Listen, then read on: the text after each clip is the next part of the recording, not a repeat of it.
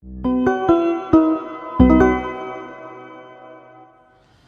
dalam hadis ini Nabi mengatakan, ya, Umar radhiyallahu anhu mengatakan, menceritakan kisah Nabi. Satu hari bainama nahnu julusun inda Rasulillah sallallahu alaihi wasallam. Satu hari ketika kami sedang bermajelis duduk dengan Rasulullah.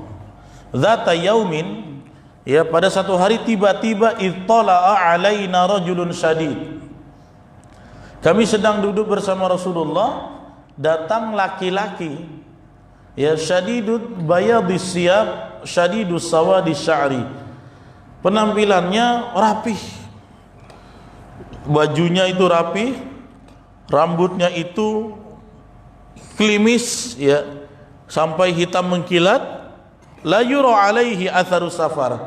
Kata Umar, nggak kelihatan orang habis bepergian jauh. Ini tamu kami nggak kenal, kayaknya datang dari jauh, cuma kok penampilannya kayak nggak bepergian jauh. Ya karena malaikat kan nggak naik busway kan. Oh, naik busway rambut acak-acakan lah. Ya, kalau biker subuhan tetap ganteng-ganteng, ya, Masya Allah, ya. Walaupun pakai motor subuh-subuh tetap ganteng, seger-seger wajahnya.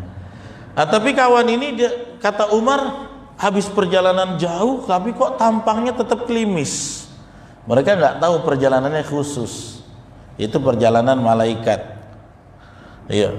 La yura alaihi atharu safar, enggak kelihatan, kata Umar, dia ini bekas-bekas perjalanan enggak nampak, ya. Wala ya'rifuhu minna ahad, tapi di antara kami tak ada yang kenal satupun siapa ini orang datang kepada Nabi.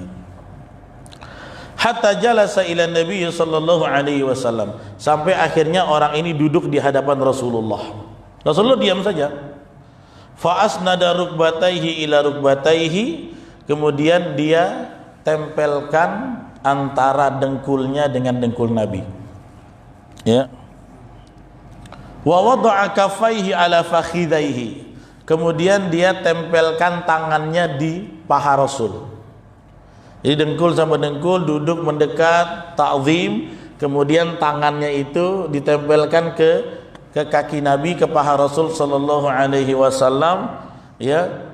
Wa qala ya Muhammad, kemudian dia berkata, wahai Muhammad, akhbirni anil Islam. Tiba-tiba nanya, tolong ajarkan aku tentang apa itu Islam.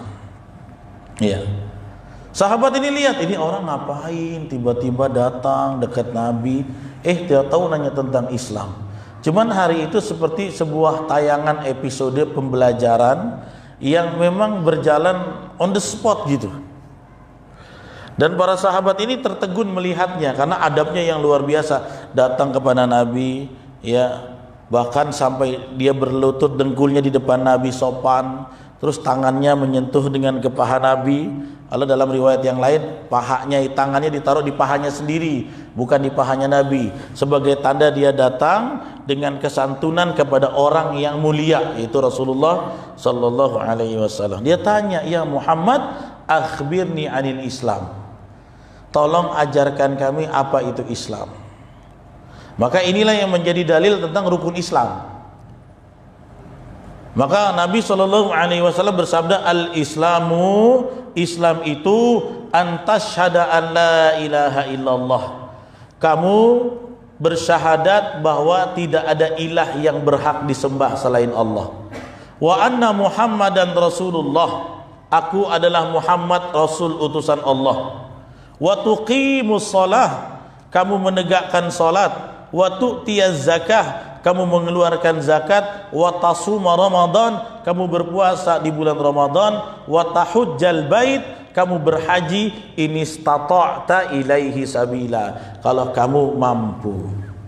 Jadi ketika malaikat ini yang menjelma dari manusia, dia kan pertama nggak bilang itu malaikat, dan sahabat itu pada nggak tahu, kirain tamu saja.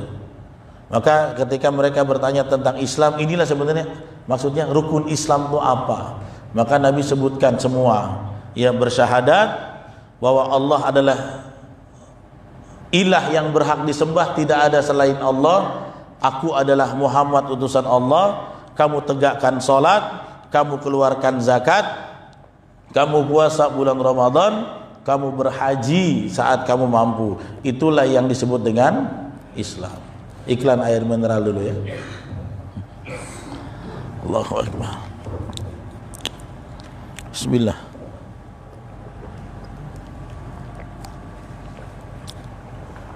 Kemudian setelah dia nanya, Nabi jawab, dia bilang apa? Sodakta, benar kamu, ya. Apa yang kau ucapkan benar. Fa'ajibna lahu yas'alu wa yusaddiquhu. Kata Umar dan para sahabat, yang bikin kami kaget, dia yang tanya, dia yang iyakan pula. Kan dia yang nanya, ketika Nabi jawab, sodakta, betul kamu. Loh, dia ini nanya, tapi kok dia bilang dia yang membenarkan.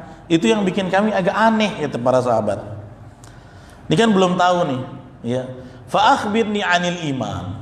Maka dia bertanya yang kedua, ya Muhammad, kabarkan kepada aku tentang apa itu iman. Apa itu iman? Ya kita kan kalau hari ini ditanya ya, apa itu iman, kita mendefinisikannya susah, nggak tahu. Maka di hadis ini diterangkan oleh Rasulullah kepada malaikat yang bertanya ini, yang menyamar jadi seorang lelaki ini. Apa kata Rasulullah?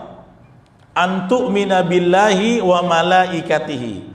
Iman itu adalah kamu beriman kepada Allah, kepada malaikatnya, wa kutubihi, kepada seluruh kitab-kitabnya, wa rusulihi, kepada rasul-rasulnya, wal yaumil akhir, dan hari akhir, maksudnya hari akhirat. Wa tu'mina bil qadar khairihi wa syarrihi, dan kamu beriman dengan takdir baik maupun takdir burukmu.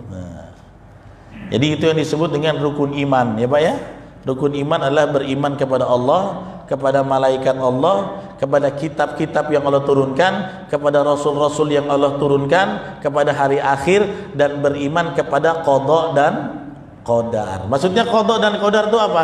Takdir yang baik kita rasakan maupun takdir yang kita rasakan gak baik, kita harus beriman. Nah, jadi sebenarnya dalam rukun iman itu Pak, Anda sudah berjanji beriman dalam keadaan Allah memberikan keputusan baik atau buruk. Tetapi kenapa ada juga kasus orang bunuh diri, dia bilang Allah nggak adil. Berarti dia ini mengingkari janji rukun imannya. Dalam rukun iman itu kita udah janji antu'mina bil qadar khairihi wa syarrihi. Kamu itu wajib mengimani takdir Allah baiknya maupun buruk. Karena memang ada takdir yang dalam kacamata kita kok nggak enakin kita, ya. Walaupun keputusan Allah itu pasti yang paling baik. Nah kita itu kadang mau beriman kalau takdirnya itu bagus. Alhamdulillah rezeki saya bagus, alhamdulillah enak. Tapi giliran nggak enak, kok nggak adil gini sih? Nah kan, mengklaim takdir. Kalau udah begini ini akidah, hati-hati. Kalau sudah begini akidah. Akhirnya orang yang tidak beriman pada qada dan qadar biasanya tidak sempurna keilmuannya tentang beriman pada bab ini, sulit menerima keadaan buruk dari Allah. Kadang-kadang ada kita ditempa dengan keadaan yang kurang baik, tujuannya adalah untuk mentarbiah kita.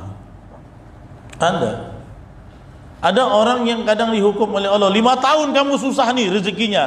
Supaya apa? Mungkin kalau dia dikasih rezeki, dia lupa sama masjid. Dia sibuk ngelola duit, dia sibuk kenikmatan dunia.